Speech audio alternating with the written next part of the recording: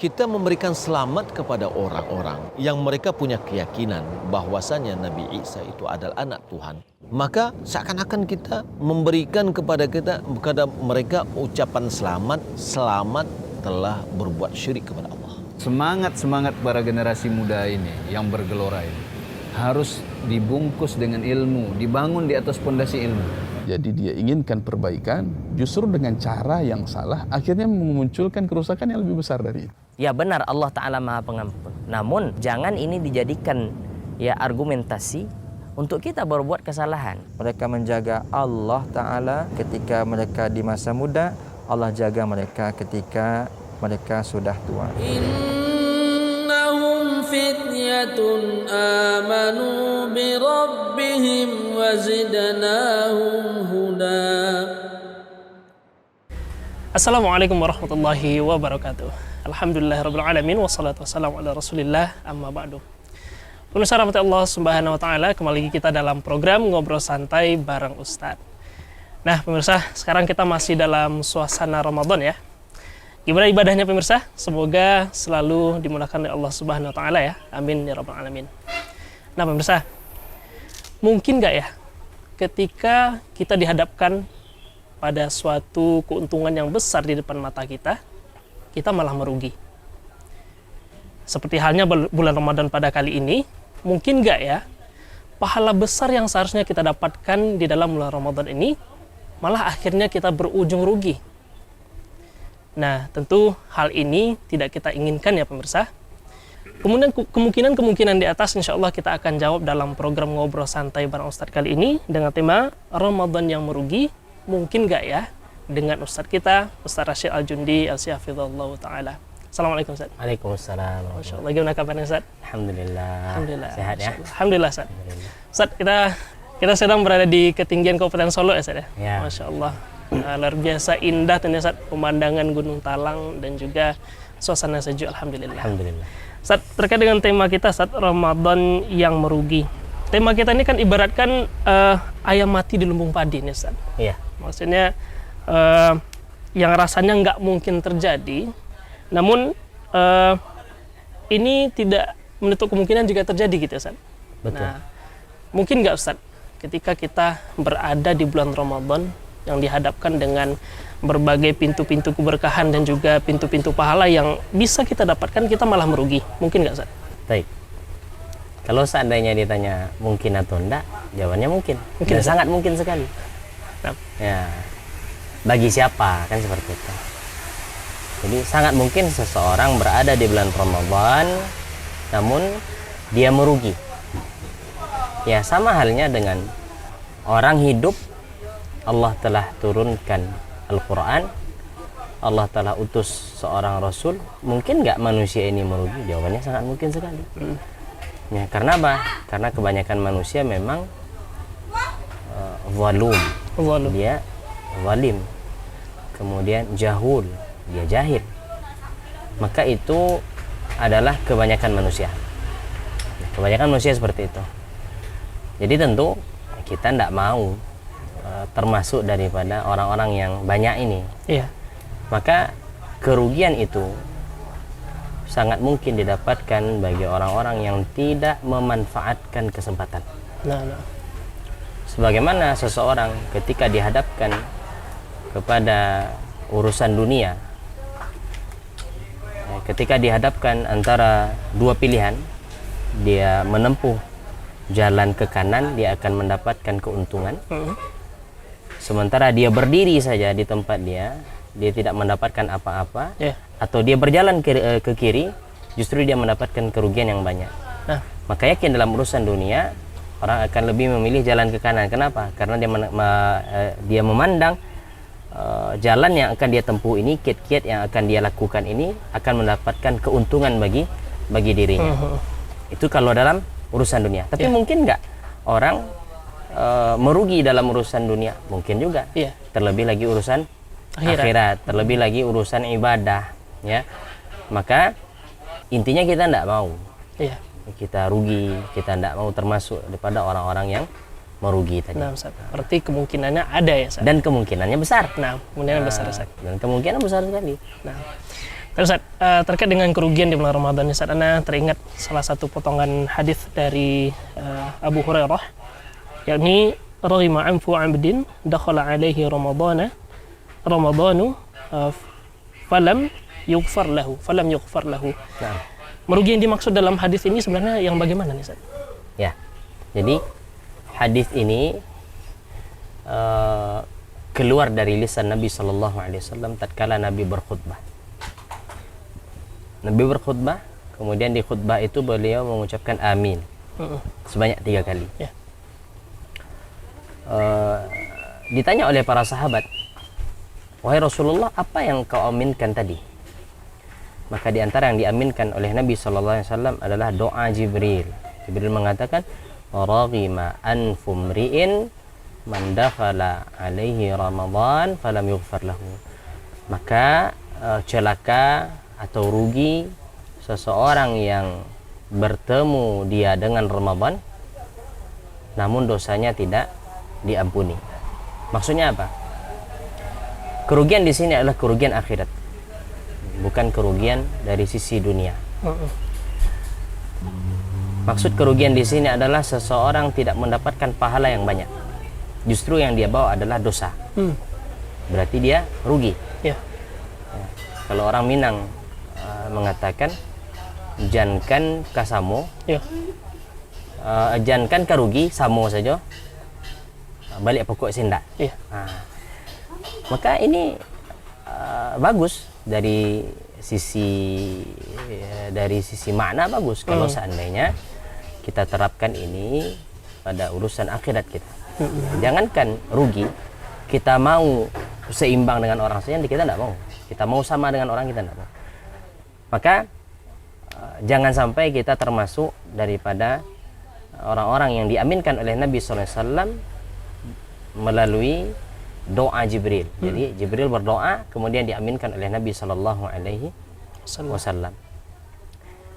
Nah, kenapa seorang dikatakan rugi berjumpa dengan Ramadan namun dia tidak diampuni? Karena pada hakikatnya bahwa Ramadan ini adalah Ramadan bulan ampunan. Allah Subhanahu wa taala mengampuni setiap malamnya dan membebaskan setiap malamnya orang-orang dari penduduk dari neraka. Ya. Nabi sallallahu mengatakan, "Inna lillahi fi kulli lailatin min Ramadan utaqa minan nar." Sesungguhnya Allah memiliki pada setiap malamnya orang-orang yang Allah bebaskan dari api neraka. Setiap malam. Ya. Tentu kita katakan rugi. Kenapa? Karena ini keuntungan sudah jelas di depan mata. Kenapa dia tidak mencoba untuk melakukan hal-hal yang akan menyebabkan dia terbebas dari api neraka Allah Ta'ala? Itu yang pertama. Ampunan Allah terbuka lebar, dia tidak diampuni oleh Allah Ta'ala. Ya. Kemudian yang kedua, di bulan Ramadan pintu surga dibuka. Sebagaimana Nabi SAW mengatakan bahwasanya di bulan Ramadan, ya, Nabi mengatakan, laqad ja'akum syahrun mubarak. Datang kepada kalian bulan yang diberkahi. Tuftahu fihi abwabul jinan. Dibukakan padanya pintu-pintu surga. Maknanya apa? Berbagai macam pintu kebaikan mudah dikerjakan. Ya. Amalan-amalan saleh terbentang luas. Sehingga orang bisa mengerjakan. Itu yang pertama. Yang kedua apa? Wa tughallaqu fihi abwabu an-niran. Dan ditutup serapat-rapatnya pintu neraka. Maknanya apa? Kesempatan untuk melakukan keburukan sempit. Tidak mungkin. Dalam hadis dikatakan, dan akan dibelenggu maradatu asyayatin. Dibelenggu maradatu asyayatin, para ulama kita mengatakan petinggi-petinggi syaitan. Petinggi-petinggi syaitan. Artinya syaitan-syaitan yang handal ini dibelenggu oleh Allah Subhanahu wa taala. Berarti apa? Dari hadis ini kita bisa menyimpulkan mestinya orang di bulan Ramadan banyak ibadah, banyak melakukan kebaikan, banyak beristighfar, ya, banyak melakukan amalan saleh dan tidak melakukan amalan keburukan. Mestinya Ramadan seperti itu. Ya. Tapi kok sebaliknya? Nah, itu saya. Ibadah tidak, ya, keburukan dikerjakan, maksiat berjalan begitu saja seperti biasanya. Maka kita katakan ini orang yang merugi. Ya, merugi. Ya, seperti tadi Habib umpamakan ini ayam di lubung padi. Mestinya apa? Ketika dia lapar dia bisa makan. Tapi kenapa dia mati? Karena kelaparan. Ya rugi. Dia bisa mengambil kesempatan yang besar ini untuk menyelamatkan dirinya dari api neraka, tapi dia tidak lakukan, maka dia rugi. Nah, seperti itu. Nah, Ustaz. Tadi sedikit menyinggung tentang dibelenggunya syaitan ya, Ustaz. Ya. Ini yang dibelenggu ini adalah setan-setan yang gembong-gembong ya, Ustaz. Ya. Tapi yang kecil-kecilnya masih Yang dilepas kecilnya masih. Nah, dan syaitan ini, Habib, adalah sifat sebenarnya. Sifat bagi siapa saja yang membangkang kepada Allah Subhanahu wa taala. Maka syaitan itu mungkin ada dari kalangan manusia. Kalau seandainya manusia itu memang membangkang kepada Allah, suka bermaksiat, maka dia syaitan dari kalangan manusia. Ya. Sebagaimana Allah mengatakan dalam surah An-Nas ya. Nah. Ya. Qul a'udzu birabbin nas, malikin nas, ilahin nas, min syarril waswasil khannas, alladzi yuwaswisu fi sudurin nas, minal jinnati wan nas. Jadi syaitan yang memberikan waswas itu bukan syaitan dari kalangan jin saja, tapi dari kalangan manusia juga. Juga ada. Nah, maka syaitan di bulan Ramadan itu mungkin lebih banyak syaitan manusia. Nah, sehingga apa? Sehingga kita nampak di bulan Ramadan, terutama di zaman sekarang ya, sebagian anak muda tidak malu dia untuk tidak berpuasa. Ya. Ya, dianggap ini perkara yang enteng. Ya. Dia minum di tengah khalayak ramai, dia merokok ya. Dan ini mestinya kan tidak dilakukan bagi orang yang memiliki rasa malu. Tapi ini sudah syaitan sudah. Syaitan dari kalangan manusia, dia tidak peduli lagi. Itu pertama. Nah. Yang kedua apa? Yang kedua maknanya adalah syaitan itu memang dibelenggu, akan tapi apa? Manusia ini memiliki hawa nafsu. Iya. Sehingga tugas dia apa? Tundukkan hawa nafsu, jangan diperturutkan. Kenapa? Karena pada hakikatnya hawa nafsu itu tidak mau melakukan ibadah. Maka Allah sifati hawa nafsu itu apa? Innan nafsa la'ammaratun bisu. Sungguhnya hawa nafsu itu memerintahkan manusia untuk melakukan keburukan. Iya. Itu fitrah. Makanya apa? Hawa nafsu ini diikat dengan syariat. Ya, tidak boleh dilepaskan begitu saja. Kalau hawa nafsu ini dilepaskan, maka tidak ada perbedaan antara manusia dan binatang. Iya. Maka seperti inilah ya, makna daripada syaitan dibelenggu. Nah, kita katakan tadi di antara maknanya adalah gembong-gembong syaitan dari kalangan jin, pemimpin-pemimpin mereka, atau maknanya syaitan benar-benar dibelenggu, namun ada syaitan yang berwujud manusia. Itu dia. Nah, Ustaz, salah satu tradisi yang sering kita lihat di bulan Ramadan ini adalah, terutama di kalangan anak muda ya, Ustaz, adalah ngabuburit gitu, Ustaz.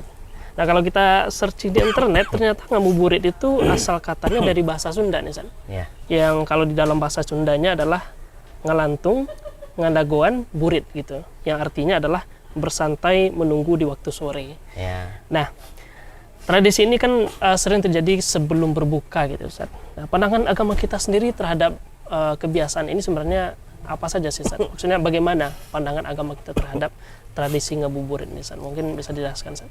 Baik. Mungkin dari sisi makna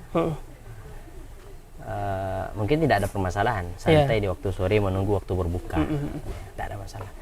Cuman realita yang terjadi ini, orang sibuk dengan menunggu waktu berbuka ini, jalan ya, beli apa namanya takjil ya, macam-macam lah, nongkrong di pinggir jalan, di pinggir laut, ya, menikmati senja kata mereka kan. Maka kalau hanya sekedar itu saja rugi aja. Kenapa demikian? Karena dakwah atau doa orang yang berpuasa itu mustajab. Terlebih lagi ketika dia akan berbuka puasa. Nah, maka mestinya apa? Sebelum berbuka puasa itu orang tidak sibuk lagi mencari takjil, cola, ya, minuman ini, minuman itu, gorengan segala macam. Ketika akan masuk waktu berbuka, maka dia banyak doa. Dia angkat kedua tangannya, dia memohon kepada Allah Subhanahu wa taala. Ya, itu kalau seandainya ini sesuai syar'i, dalam artian apa? seorang wanita pakai jilbab, dia pergi pakai mahram. Tapi kita lihat anak-anak muda zaman sekarang. Iya. Berpacaran, berbonceng-boncengan, ya, berdua-duaan. Ini kan lebih haram lagi. Terus apa guna dia berpuasa kalau seandainya dia tidak bisa menundukkan hawa Nafsu. Nah, maka secara kata atau secara istilah ini tidak dipermasalahkan. Iya. Cuman secara apa yang terjadi di lapangan, nah ini bermasalah. Nah, Ngabuburit ini identik dengan apa? Seorang laki-laki berboncengan, ya dia bersantai, lihat pemandangan, menunggu waktu maghrib. Nah, atau ada istilah bukber. bukber. Ini Buka juga bersama ya? buka bersama. Ini pun identik dengan kelalaian-kelalaian. Iya. Bagaimana seorang ketika berbuka bersama itu sholat maghrib tidak dihiraukan. Yang penting Lalai bagi gitu, mereka adalah kumpul, ngobrol, bercerita, nongkrong-nongkrong. Orang adzan maghrib, dia berbuka. Dia lanjutkan itu sampai Menjelang habis waktu Isya. maghrib. Dia tidak sholat maghrib. Maka ini kan kekeliruan. Alhamdulillah. Tidak dilarang orang untuk berbuka bersama. Tapi ingat, Batasan-batasannya. batasan-batasannya. Ada aturan-aturan yang diberikan di dalam syariat kita. Tidak dilarang seorang untuk ngabuburit tadi. Tapi ingat, ya, jangan sampai ini memalingkan kita dari ibadah yang besar. Itu berdoa ketika menjelang berbuka puasa seperti itu. Terkadang kan selama kita berpuasa ini kan capek ya, Ustaz, ya. Mulai dari setelah sahur kita menahan hawa nafsu kita, haus dan lapar kita. Terkadang ketika lelahnya datang berpuasa itu, Ustaz, bawaannya mau tidur, Ustaz. Ya. Nah, mau tidur. Mulai tidur dari menjelang siang sampai sore, nanti bangunnya sebelum berbuka gitu, Ustaz. Nah, sebenarnya kan tidur kan boleh, Ustaz, ya? Boleh. Namun kalau seandainya tidurnya begini gimana nih, Ustaz? Ya. Jadi memang semua orang yang berpuasa itu merasakan itu. Lapar, capek, lelah, ya. Dia mesti merasakan. Kan tidak ada orang yang berpuasa mengatakan alhamdulillah. Kenyang, tidak haus, gitu kan? Tidak ada. Itu muttafaq, sepakat. Orang-orang yang berpuasa mengatakan baru dita, ya kan? Normalnya Haus. begitu ya, Ustaz? Normalnya begitu. Nah, ketika dia lelah, tidak masalah dia istirahat. Ketika dia mengantuk, tidak apa-apa dia tidur. Ya, cuman yang jadi masalah kalau seandainya siang Ramadan itu dihabiskan untuk tidur. Itu yang masalah. Dan dibantu lagi dengan hadis yang mungkar. Bahwasanya tidur orang yang berpuasa itu ibadah. Nah, ini, Ustaz. Akhirnya apa? Orang-orang yang bodoh memahami bahwasanya ya sudah, saya tidur saya Tidur nanti aja, dapat kan ibadah. berpahala. Dapat pahala. Ya, maka kita katakan tidak seperti itu. Iya. Ya. Jadi ada kalanya tidur orang yang berpuasa itu mendapatkan ibadah. Nah, kapan? Kalau seandainya memang tidur itu dia niatkan pertama ibadah, kemudian dia niatkan tidur ini adalah sebagai wasilah agar dia bisa kuat di dalam beribadah. Di malam hari nanti Malam ya? hari. Makanya tatkala 10 hari terakhir Nabi itu kalau siang istirahat, Iya. malamnya dihidupkan. Iya. Nah, seperti itu. Kalau kita zaman sekarang tidur siangnya, malamnya begadang tanpa ibadah. Iya. Nah, seperti itu rutinitas. Nah, maka pantas saja tadi kita katakan, mungkin enggak orang merugi? Mungkin. Ya, sangat mungkin sekali.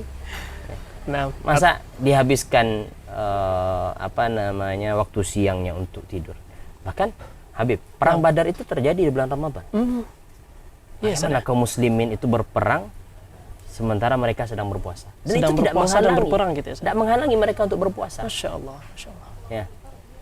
Begitu kuatnya keimanan Begitu para sahabat kuatnya ketika itu, Ustaz. keimanan para sahabat. Itu dikatakan oleh Syekh Muhammad bin Shalih Al-Utsaimin dalam kitab Majalis Ramadan. Ya, disebutkan bahwasanya memang para sahabat itu melakukan perang Badar itu di bulan Ramadan. Iya. Nah, Syekh menyebutkan bagaimana ini dengan kondisi kita? Tidak berperang, cuaca Masya Allah. Kalau kita Indonesia ya stabil ya. Ya, Walaupun kita alhamdulillah. mengatakan panas, tapi tidak sepanas Di Saudi, negara gitu. Timur Tengah, gitu kan. Nah, masih juga mengeluh, masih juga mengatakan letih, lelah, masih juga bermalas-malasan. Nah, malu kita dengan para sahabat. Para sahabat dulu tidak ada AC, tidak ada kipas angin, tapi apa? Mereka berjuang. Iya. Itu tidak menghalangi mereka untuk beraktivitas. Justru apa? Ketika dia tetap melakukan aktivitas dia, itu akan mendatangkan banyak pahala dan pahalanya lebih besar. lebih besar pahalanya. Masya Allah. Jadi jangan sampai pagi tidur, siang tidur, Ya, malam tidur juga. Malam tidur juga. Nah, Kalau Ustaz. seandainya dia tidur misalnya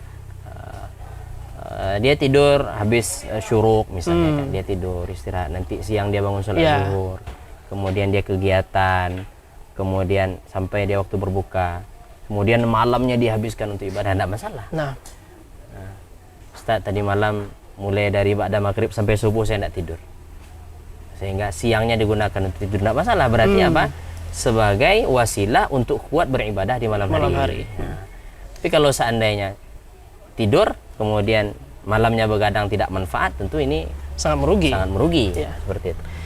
Nah, Ustaz, terakhir nih, Ustaz, motivasi dan juga nasihat agar kita lebih bisa bersemangat serta istiqomah dalam menjalankan ibadah puasa ini, Ustaz. Baik. Jadi bagaimana agar kita istiqamah dalam menjalankan ibadah puasa ini? Yang pertama, tidak bosan-bosannya kita ingatkan untuk ikhlas. Nah. Kemudian yang kedua, untuk banyak-banyak bersyukur sebenarnya. Kenapa?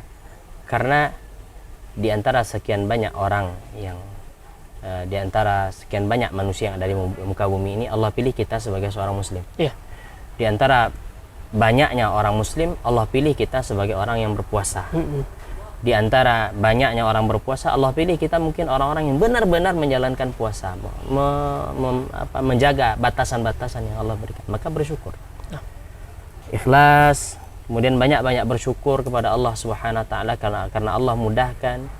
Kemudian senantiasa merasa bahwasanya ibadah puasa yang dikerjakan ini belum lagi cukup untuk membalas nikmat Allah. Ya, Allah hanya menyuruh kita menahan lapar dan haus selama 1 bulan. Di 11 bulan yang lainnya boleh makan. Iya. Kan berarti nikmat Allah atas diri kita pada 11 bulan ini banyak. Banyak ya, Ustaz. Sementara Allah hanya meminta dari kita untuk sebulan saja menahan lapar dan haus. Maka berarti apa? Sebulan ini yang kita kerjakan, hendaknya kita merasakan semaksimal apapun saya ibadah, Iya. itu belum ada apa-apanya dibandingkan nikmat Allah yang begitu banyak.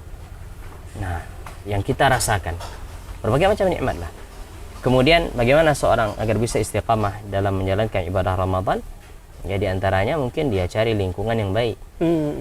Ya, kalau seandainya ada di masjid, dia suatu masjid, di sana orang-orangnya membaca Al-Quran, ya, menjaga lisan, berzikir, ya, maka dia pergi ke sana. Nah, kenapa? Karena manusia ini adalah anak lingkungan. Bagaimana lingkungan, maka seperti itu dia. Dia tinggal di lingkungan yang tidak mengagungkan bulan puasa, maka dia akan seperti itu. Kemudian di antara kiat agar seorang bisa istiqamah dalam melakukan ibadah di bulan Ramadan adalah mulai melakukan ibadah itu secara kontinu walaupun sedikit. Misal nih, kita pada Ramadan sebelumnya ini atau kita belum bisa baca Al-Quran, maka targetkan saja di Ramadan ini saya bisa baca Al-Quran. Jangan khatam dulu targetnya. Targetkan sedikit-sedikit, berangsur-berangsur, ya, dicicil, ya, selangkah demi selangkah. Maka di antara itu bentuk istiqomahan seperti itu. Yang kita khawatirkan apa? Ketika dia datang sekaligus, dia akan pergi sekaligus. Nah, maka ketika orang terlalu ngoyo, ya, sementara dia tidak ada kemampuan, dia ngoyo seperti itu, dia paksakan, akhirnya apa? Dia futur. Nah, belum lagi sampai Ramadan berakhir, dia sudah mengakhiri dahulu. Kemudian di antara kiat yang lainnya adalah memperbanyak doa, minta kepada Allah Ta'ala.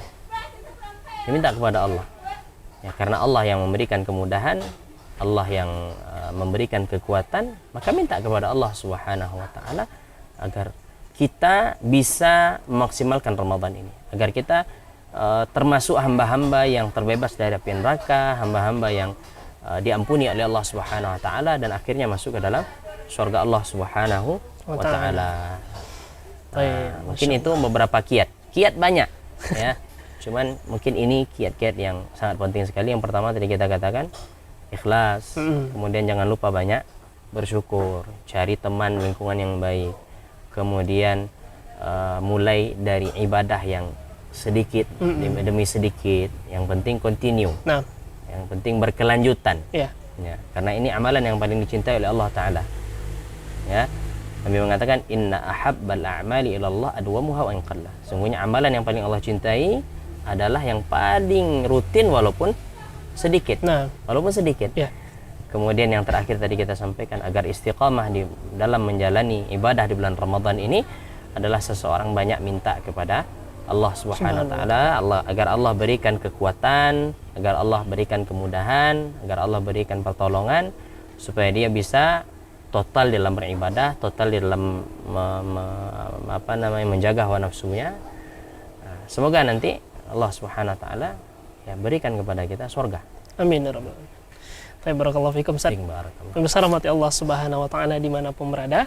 Alhamdulillah kita telah sedikit mengupas tentang bagaimana kiat kita agar menjalani bulan Ramadan agar tidak merugi.